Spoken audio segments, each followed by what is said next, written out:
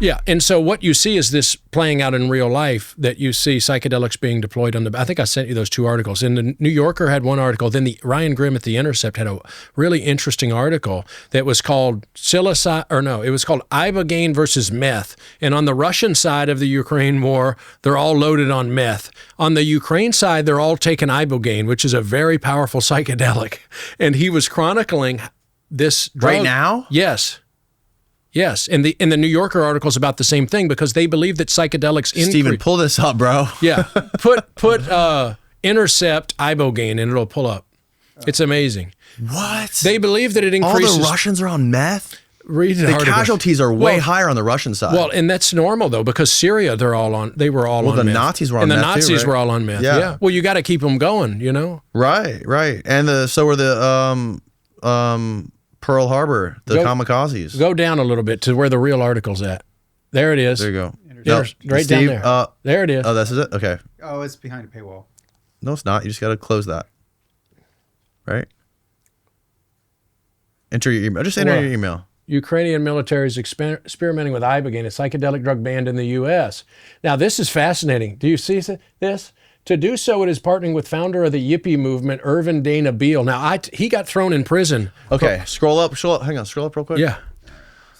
Okay, let me see the headline. The Ukrainian military is experimenting with psychedelic drug Ibogaine to treat traumatic brain injury. Okay, Ukraine is working with the founder of the Yippie movement to provide Ibogaine to soldiers on and off the battlefield. Scroll down. Okay, what were you pointing out? Well, to promote battle readiness, they said it increases spiritual resilience, so that it kind of puts you in this heightened. Ibogaine's most famous American patient may well be Hunter Biden, who has battled his own drug addiction with help of Ibogaine treatment at a Mexican clinic. At low doses, Beal, whatever, how you spell that. You got to get it. You Bell. should get it. It's Dana Beal. You should get him on here. I have his Dana phone Beal? number. Oh, He's really? He's an old-timey Yippie guy. So they were like anti-war, hippie, like Abby Hoffman types. And he is convinced, he's a big marijuana activist who's been to prison a dozen times over this, but he's the one. Rick Doblin of MAPS got him the Ibogaine, and he brought it in, because it's illegal, and he brought it into Ukraine and provided it to the military. And when he got back, he was bringing marijuana somewhere in Oregon and got thrown in prison. And I contacted him after I read this article, and I wanted to ask him details about this to write an article. And about 2 weeks later, the phone rang from a prison, and it was him. And he's a wild dude. Is he in prison right now? No, I think he's out.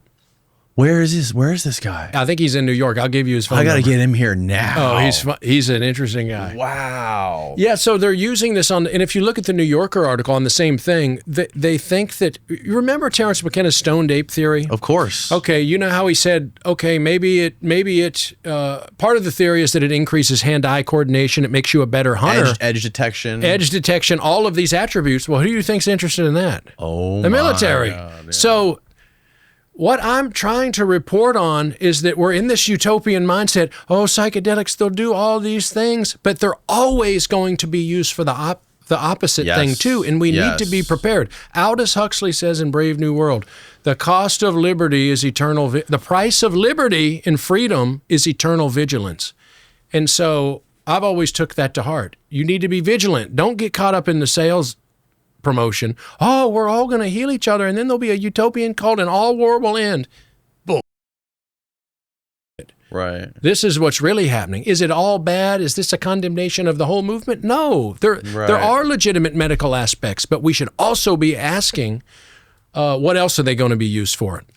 One reason is just because it's interesting, right? Yeah. I never thought about using this on the battlefield, but there's a new article out it's on some religious website, and it's called Do Psychedelics Fix a Broken Brain or something. And part of it's about John Lubecki, who's an Iraq War veteran, and he's talking about using MDMA, and he said, I'm on the front lines, but he's an American GI who went over to Ukraine to try to help him because he hates the Russians and believes in this war.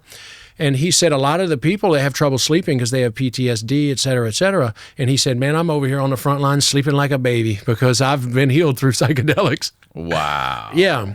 So they have this usefulness. And if you think about it overall, this really could lead to an intensification of war, because during the Iraq War, you can look up these numbers. There was a lot of articles during the Iraq War of how much Prozac and antidepressants they were sending to the front line, because my brother was over there a long time. They kept extending your service date. Well, you'll go home in September. Well, now it's going to be March. Well, actually, it's going to be the summer.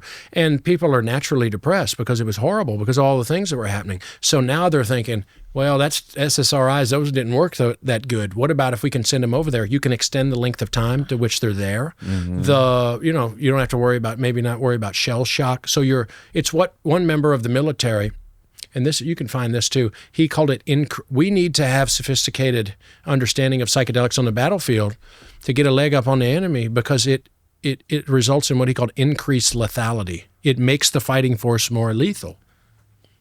So what you see is, I was joking. How would it make him more lethal if you're...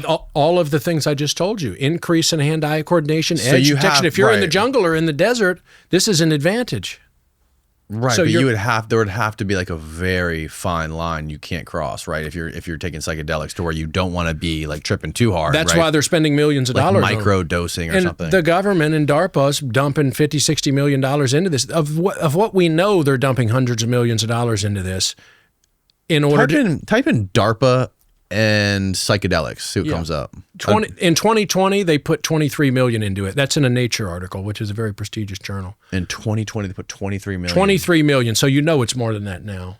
DARPA is exploring ways to remove hallucinatory side effects from psychedelic medicines while retaining their therapeutic benefits. Now, do you see this? DARPA's granted $27 million to UNC Chapel Hill. I think that's David Nichols, the chemist David Nichols, who made a lot of the psilocybin for Hopkins and made all of the MDMA for the MAPS trials. He makes a lot of these drugs, and he works for DARPA. Yeah, you should have him on too. He's from Kentucky. He's another part of What's his name? Dave Nichols, Nichols. Yeah, really interesting guy. Knows a ton. He's a chemist, and his son also does this, and he speaks up a lot, and he knows a ton all about the chemistry side and everything else. I think he knew Albert Hoffman. He knows. Yeah, why wouldn't DARPA and the military, like that's such a silly thing to overlook. Why wouldn't they be fucking dropping millions of dollars into this stuff? If you can chemically enhance cognition and effectiveness on the battlefield with drugs, why the wouldn't you spend a ton of money on it? If these things provide general optimization, of course you're going to want it for the military. Right. What about if what about if the Russians get it, or the jihad gets it and they're all hyped up on ibogaine and we don't have any? Well, they might get us, Right. So it's moving in all kinds but imagine this is now when our understanding of it's very primitive. What about when the science keeps developing? Because they've got our best people are working on taking the trip out. Our best people are working on amplifying the good effects, getting rid of the bad effects. So we're moving in. Shayla Love wrote an article, psychedelic journalist. She's at the Atlantic now, I think. She wrote an article called "The Psychedelic Drugs of the Future Are Ones You've Never Even Heard of." At some point, this stuff we think of is going to be looked at as primitive. They're building novel compounds all the time that who knows what they might do. But you can see a Brave New World type scenario developing. It could go one way or it could go the other, and very likely, like all other things, it'll be a mixture of good and bad. Right. Yeah. That makes a lot of sense. But I think it's important to bring this up, not as a scare tactic, but simply to say, look, you may need to balance out or temper all of this utopian thinking with the realization that there are other things happening.